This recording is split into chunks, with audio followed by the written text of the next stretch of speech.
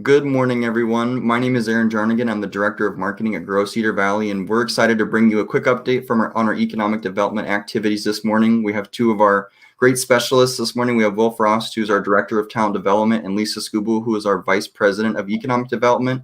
Just giving you a quick update on the activities that we're working on, some of the fun things that we're working on that we're excited about, and then we'll have a lot of good resources to share with you. So after this video, the recording will be posted on our website and on our social media pages. And on our website, in that post, you'll be able to find a link to some resources that are mentioned throughout this video. But Lisa, if you don't mind, I'd love it if you introduce yourself and then also talk a little bit about what you're working on and what you're excited about. Sure. Thank you, Aaron, and all you do for Grow Cedar Valley and the communities and businesses we serve. I'm Lisa Scubo. I'm the Vice President of Economic Development, so involved in a lot of different things from business recruitment to helping and supporting our existing businesses growing and sustain themselves in the Cedar Valley area. One of the neat things that we will be working on moving forward, and it's a group effort internally and externally, because the pandemic, as everyone knows, has accelerated many things over the last 10 months for businesses, communities, and us individually. The acceleration has particularly affected technology and innovation that has all changed us, probably forever. In fact, there's no such thing as high tech or low tech anymore. I should say only innovation and non-innovation. A global innovation economy opens up new opportunities and prosperity. Before the pandemic, we've been seeing that for years, examples in China and India. Global innovation is delivered more by ideas which lead to new products and services. One of the traditional approaches to economic development are incentives to attract or retain cost-driven industries based on the quantity of quality of jobs and a number of firms we attract as basis for performance metrics. There will continue to be a place for that, but that's not the end all. Regional innovation-driven economic development models is what we're talking about right now. That's the incorporation of economic developers brokering innovation networks, connecting investors and transformers to produce results. Performance metrics is tied to quality of jobs, wages, income growth, and innovation. This ranges from everything from startup to commercialization. So a huge spectrum, which we have different individuals at Grow Cedar Valley involved in those networks. Innovation looks different for every region. I'll put it in the context of two industry sectors of what it means to us in our economy. One is undergoing another industrial revolution, and the other has been growing organically with ideas and technology in our region for the last 2 decades. The legacy business I'm talking about that is undergoing the industrial revolution is manufacturing. We are off the charts as a metro area with engineering-intensive manufacturing when we compare it to typical U.S. metros in the United States, according to the census. To simplify it on a scale of 1 to 10, with 10 being the best, our metro area is about 7.5% compared to average metro areas. They're around 2.5%, and this is in the context of workforce. So there are two areas that we need to look at and pay attention when we talk about innovation. One is sustaining this in the future could be at risk, what the number I just gave you, if we're not supporting our existing employers with building a funnel of skilled workforce for the future.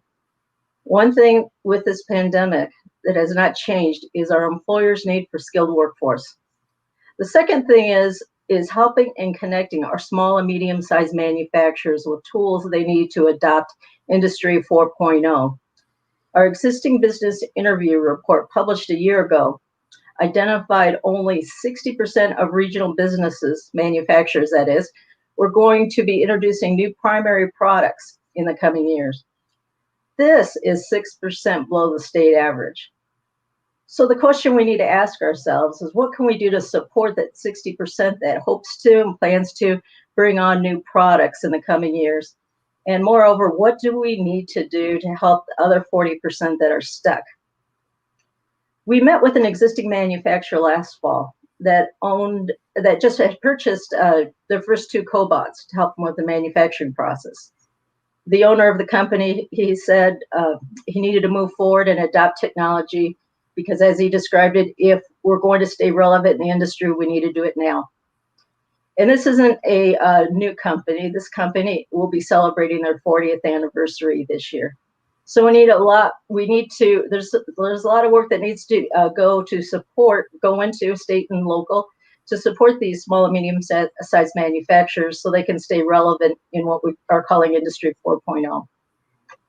The other industry, information technology, is another industry sector, but it's still considered an emerging sector for us versus our legacy industry. We have seen this growth organically over the last 2 decades with the entrepreneurial birth of what we know today as Banno, Jack Henry, and Williams Interactive, and they're now called SciPlay. This led in recent years to a new location for San Francisco-based Jam City to accommodate workforce that they were trying to recruit actually from SciPlay, and that workforce, those employees did not want to relocate to the West Coast. So Jam City decided to rent space for them out of Red Cedar's space in downtown Cedar Falls. Last year, they moved into their own offices and continue to grow their workforce and presence in downtown Cedar Falls and the Cedar Valley. Then the impressive growth of LSBX. Who would have thought back-end fintech for the top 3 floors of the TechWorks 2 years ago? And then an announcement last year of the newly created Move by Bob Smith Jr. and Wade Arnold that creates open source infrastructure for embedded banking. Another locally grown fintech company right there. And just a couple months ago in November, StrataCash announced, and they're a $1 billion Dayton, Ohio company.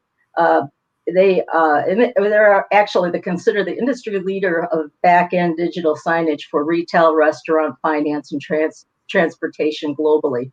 They purchased the former Aqua and GMAC building, as you may recall reading in the newspapers. Positions they are hiring for local include technical support analysis, business development representatives, and a few others. The migration away from densely populated big cities is a trend that is expected to continue in 2021. With the exception of the available building, the community size piqued StrataCash's interest, according to their CEO during a recent call we had with them. These industry sectors are examples and are just the tip of the innovation piece that we're talking about that we will be pursuing in the next 6 to 12 months. For us to be successful, it must be a public and private sector partnership to advance our region. Even more than ever, we need to become players in the global innovation economy. This includes the chase for talent, entrepreneurship, technology, and quality of place as we recover from this pandemic. You will hear more about these initiatives already underway in the coming weeks and months, and much work that lays ahead of us through intentional public and private sector collaboration and new regional metrics to measure these successes. So out of the gate, who's helping us with this right now? We appreciate Red Cedar's board of directors lending their staff time to our organization. So they're going to be walking in step with us as we create what this blueprint will look like for innovation for the Cedar Valley. And we're going to be excited to come back, Aaron, and be able to tell you what exactly that looks like in the coming months. So thank you. And I'm going to turn it over to, I mentioned talent is key. I'm going to turn it over to Will Frost now. He's been doing some amazing things in the area of talent, and I think you'll be very impressed what he has going on. Will? Thank you so much, Lisa, and thank you again, Aaron, for all that you're doing. I just echoing what Lisa was saying. Thank you to all coworkers and all the organizations and companies that help in this. We really collectively as a community couldn't do that without everyone's collaboration. And so, but talking about talent, so this is a topic that is near and dear to my heart, you could say, not just professionally, but just to my being. Over the last year, everyone has seen a total disruption of processes and routines, from everything from the global pandemic to race relations to you name it, political. I mean, you just name it. It's been a complete disruption. But out of those ashes, we have been able to innovate, and through that innovation, we really are going to we're going to be a stronger community. And so that is super exciting. So some of the things that we're working on is really it's centered around innovation. I know it's a buzzword in a lot of organizations, but innovation is something that's been key to Grow Cedar Valley, and it's been really key to the success of the Cedar Valley as a large. And so, kind of talking about that, a few things I'm working on. One being, we've had, and many people are familiar with our economic inclusion component of the organization. We've been able to really innovate with that. And so not only is everything virtual, but we are looking at how we address the needs of the organizations that participate directly in the network, and also those who aren't. And so we meet monthly, and we convene what we call the Economic Inclusion Network. And that during that monthly meeting, it's allowed organizations to cross-pollinate ideals and look at what they're doing. Look at what they're doing in the organizations to move the needle forward. Looking at our conference, so last year we had to modify it because of COVID. This year we're modifying again. We're looking at a hybrid approach where it'll be both in person and virtual, where we can have a dual platform like that. And this conference is really a key part of what we're doing as well. So it is Iowa's premier conference on diversity, equity, and inclusion, and it's a joint conference between the University of Northern Iowa and Grow Cedar Valley, and it's made possible with the tremendous collaboration of other area stakeholders and organizations. In 22, like I mentioned, 2020, as a response to the challenges presented by COVID, we took an innovative approach and delivered an exceptional conference that was web-based, but it really became a regional resource for diversity, equity, and inclusion. In this 2021 Economic Inclusion Conference, we're going to take this innovation to the next level as we plan for that hybrid conference that mixes in-person with virtual experiences. And we're really placing a greater emphasis on being the go-to diversity, equity, and inclusion conference for Iowa and the surrounding states. So we're using ourselves as a model to kind of be a resource for the region as a whole. Another really innovative thing that we're working on is this Minority Business and Entrepreneur Accelerator Program. And so this is a partnership with the 24/7 Black Leadership Advancement Consortium, which is a new organization in the area, but it's collaboration between that, the University of Northern Iowa, and the University of Iowa, which is a unique collaboration there with the two universities, and many other partners, including Red Cedar and various others. And it's allowed us to help form this Minority Business and Entrepreneur Accelerator Program and Venture School. And it's the first and only Black business entrepreneur program, accelerator program in the state. And so this pioneer program is like I mentioned, it's the first all Black business entrepreneur accelerator program.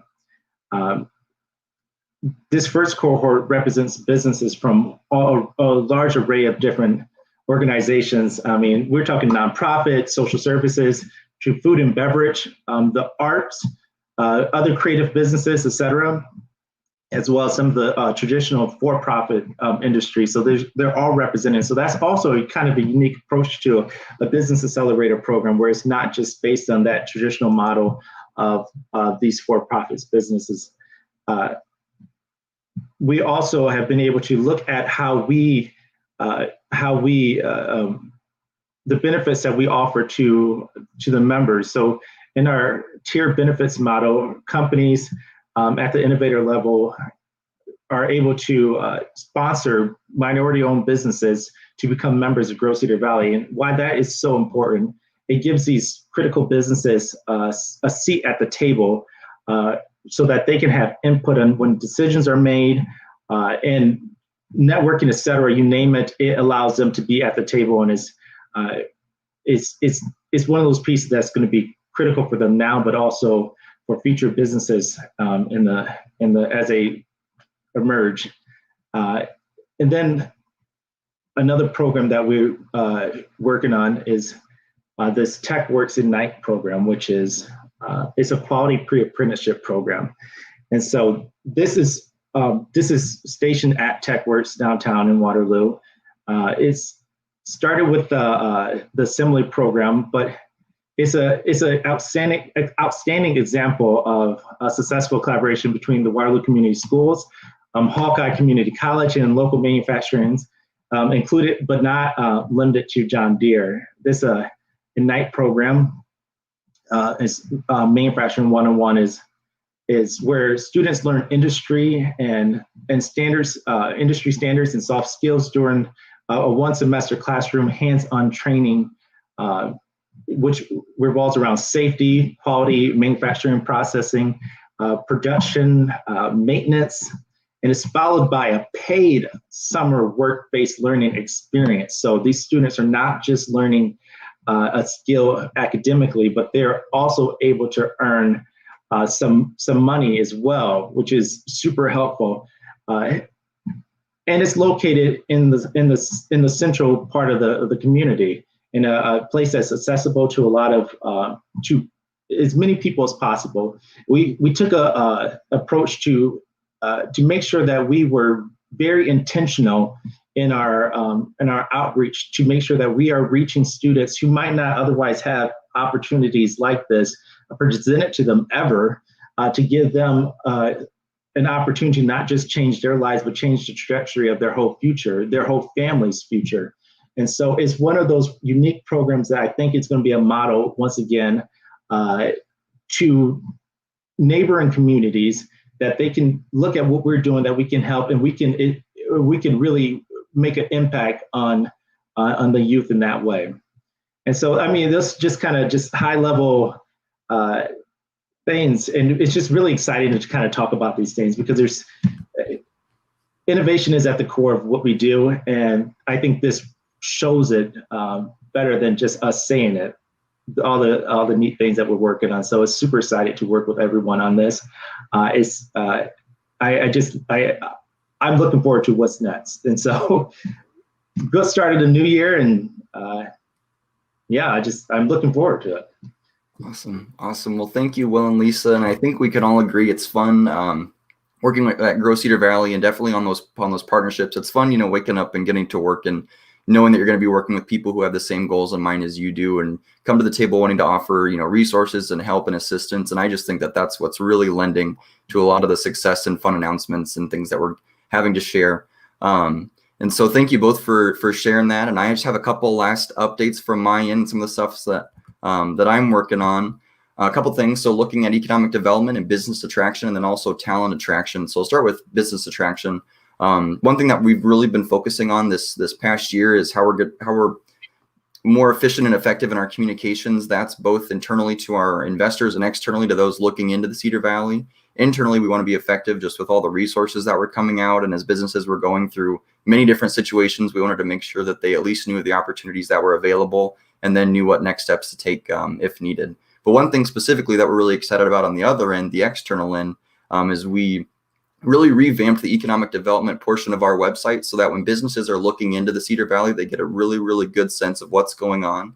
Formerly, what those websites have served as is really just an information hub, sharing population, workforce, current pay trends in the Cedar Valley. And really a lot of that information now is being captured well and reported by the census. Their website has gotten a lot easier to use. MZ is another resource. And so a lot of these companies, if they're looking into the area, potentially looking to relocate or expand, they have access to a lot of this information. So really now what we've figured out with talking with site consultants and organizations that have moved here, what they're really wanting to know is that they have all that information, all that the information that you can track, but really they want to be reassured that they're making a good decision. They know if there's the people here that they need for their operation, but they want to know that not only is there the people, but that we're putting in the programs and working with the right organizations and partnering up to ensure that that stays for years to come, that the pipeline's being fed through initiatives like what Will was talking about. And so really excited about that. We really feel confidently that it captures that and communicates that. And one thing that we're really excited about too is in tandem with redeveloping that website, we launched a highly strategic marketing campaign and highly focused and targeted. So we're really excited about that, getting traffic to that website. We separated it out into 4 industries and then are able to target key individuals who actually would be some decision makers in some locations across the country. And so another thing, and with that, we also implemented a feature on our website that actually allows individuals when they come to that web portion of our website to chat with a live representative who represents our organization and our region, who knows information. So if somebody's looking at our website and has a question, there's a button and a feature that pops up where they're actually able to chat with a live individual who, if they're not able to answer the question right there, can pass them along to our team and our organization. And then as well, there's other plugins within our website so that when organizations look at our site, we're able to gather some information, get a sense of who's looking at our website, where they're from, which then allows us to go back to that messaging and advertising that we're doing to really make sure that it's on point with who we're trying to reach, who's looking, who's interested, and what messages that they need to hear to communicate that this really is a good decision for them. So really excited about that and really excited to get that kicked off in this new year. Like Will said, it's been a good, fun start to the year. And then the other portion of my update is talent attraction. So we've, in partnership with the Cedar Valley Regional Partnership, which is a group of area economic development organizations, launched Live the Valley, which really is a talent attraction campaign, a branding campaign for the Cedar Valley, if you will. And really what it looks like is it's a website, it's a social media campaign, and a magazine that are all focused on communicating the unique benefits of the Cedar Valley to a person that might be considering relocating here.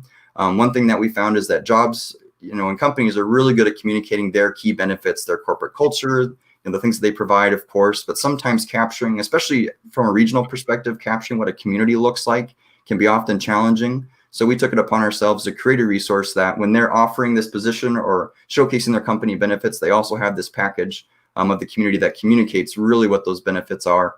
And it was fun. We actually had a meeting this morning, and one of them shared that they had an individual in their community, the parents of a child that lived in Boston, that they were, the child was kind of looking at coming back, had a good job, but they were virtual, so had the opportunity to look around and maybe weren't interested in living in Boston anymore. So they asked the economic development professional if they were able to, if they had any information that they could provide or any sort of resources. So they sent them this website, and then within that website, and what they really said pushed her over the line was there's a cost of living calculator. So anybody across the country is able to go to the website, which is livethevalley.com, and on there, there's a cost of living calculator where you can compare cost of living from any place in the country to the Cedar Valley.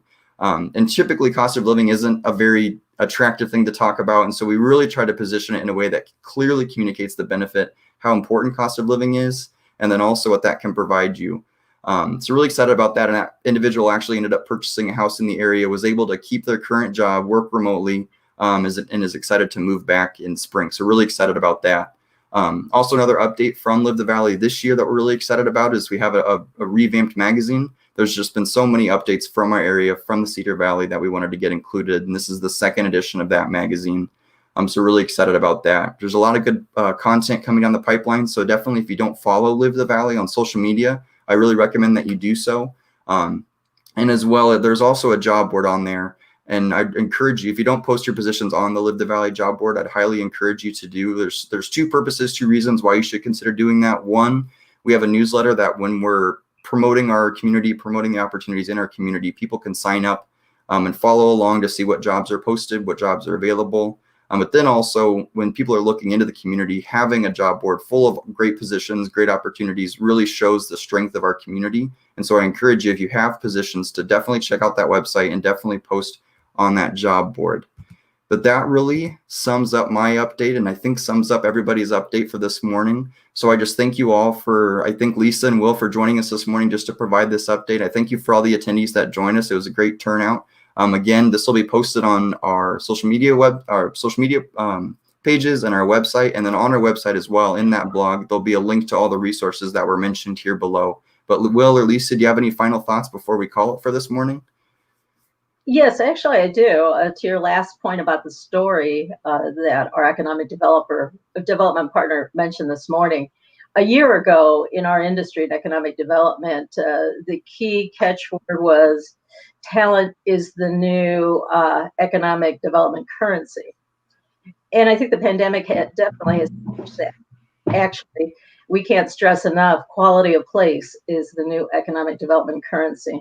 So we are taking that as an opportunity and a threat, more of an opportunity, because we've seen a lot of cool stories just anecdotally on people moving back to the Cedar Valley to be closer to family, lower cost, more elbow room, if you will.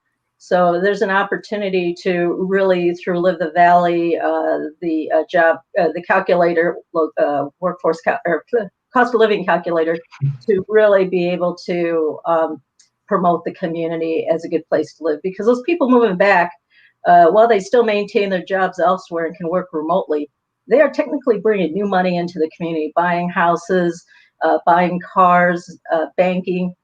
You name it, buying groceries. So there is really an positive economic development impact for our communities. And that cost of living calculator will leads us with collecting that data along with our partners. So that's real data. Will goes out there and harvest certain certain data, everything from pants to what it costs to do dry cleaning here, to the cost of gasoline. So it really is a true reflection of the cost of living here. So I would encourage you, if you haven't seen it, go on Live the Valley, take a look at it, but also encourage individuals who aren't here but are familiar with the Cedar Valley area to look at that if they're looking at an alternative place to live in the United States, because I do believe we have a great quality of life here and people as well. So I'm a transplant along with Aaron, and we enjoy living here. Mm-hmm. We do. We do. It is. You mentioned the cost of living calculator. Just it solidifies why why people want to move back. You have the Live the Valley. You can see all the great quality of life it is here, and then what seals the deal is really, and it makes sense economically to move here too. It does. So it's a win-win situation. I agree that this is such an opportunity for us to shine. Really, I like competing, so I love the ideal that that we're looking at it as as an opportunity. There's no other better word than that. To show how great we are, and we are a great community, and so it's just And Will, to your point, you of the three of us, you are a native, but you had lived elsewhere for a period of time and intentionally decided to come back. Right. Because of that.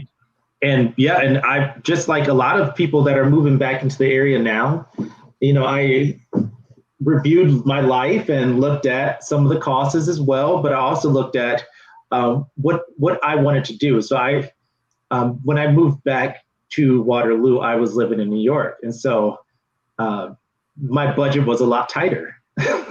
You have all these great things, which is great, but if you can't afford to do them, then they're just great over there, where you can come and you can visit places. We're very close. We have, it's easy to fly out of the Cedar Valley, even to travel to nearby places. Day trips are awesome. You can do that as well. And but you can still have great quality of life at home too.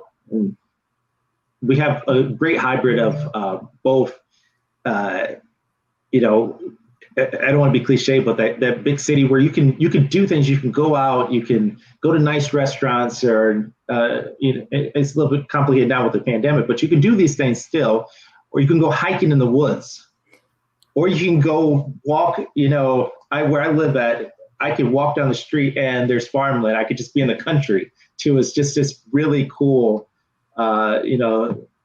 convergence of different lives that I can live just right here in the Cedar Valley. And then the people here, the demographics of the people here are so diverse. That makes us really unique too, particularly for Iowa and the Midwest. Where else can you go and, what other school district can you enroll your kids in? There might be 70 other languages spoken in that school district. What people come from all these other experiences, they bring these ideals here. It really, it enriches all of our lives. And so, it's just one of those things that makes the Cedar Valley. I get excited about it. You're going to stop me. No, I love it. And I think it just goes to show the importance of communicating that, because we're only as good as our reputation. And if nobody's sharing that and celebrating that, then it's going to fall. It's not going to be seen. And I even think about what's coming next, with the theme park. That's a huge thing that's coming down the pipeline. That's going to be a game changer. But we've reached our time limit for this morning.